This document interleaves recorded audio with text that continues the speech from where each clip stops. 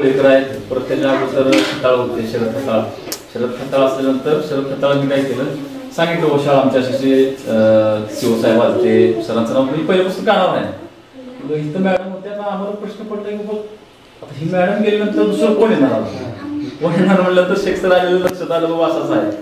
मग शेख सर आलेलं लक्षात आल्यानंतर किंवा सांगितल्यानंतर म्हणजे आम्हाला आनंद झाला की बाबा एक चांगला माणूस आमच्या ठिकाणी ह्या आगलाईवाडीमध्ये आलेला आहे. आता आगलाईवाडीचं नाव आपलं तालुका पातळी जिल्हा पातळीवरती गाजणार. त्या शेख सरांचं नाव ऐकल्यामुळे आम्हाला असं वाटतं सर म्हणजे शेख सरांनी पहिल्यांदा भरपूर काम केलेलं आहे. सर दुसरी गोष्ट सांगतो, मी पण शिक्षक आहे सर.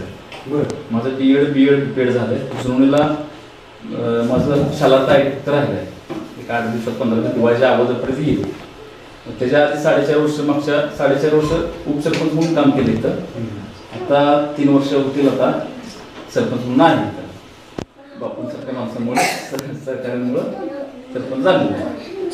तर शाळेसाठी आता जे काही तुम्ही कामं सांगितलेली आहेत की बाबा तुमच्या शाळेचे रंगरगोटे असू द्या, परत फरशीज बसवण्याचं असू द्या,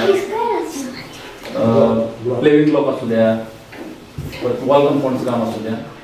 आता आमचा राहिला कालावधी फक्त 4 महिने, फेब्रुवारीपर्यंत असेल, शक्यतो जानेवारी एंडपर्यंत आमचा. तरी पण त्याच्या अगोदर जरी कुठून आमदार खंड असू द्या किंवा दुसऱ्या खंडातून कुठं जर आपल्याला मिळत असेल तर 200% तुम्हाला ह्या शाळेचं कामकाज करण्यासाठी आम्ही मिळवून देतो. पहिली गोष्ट.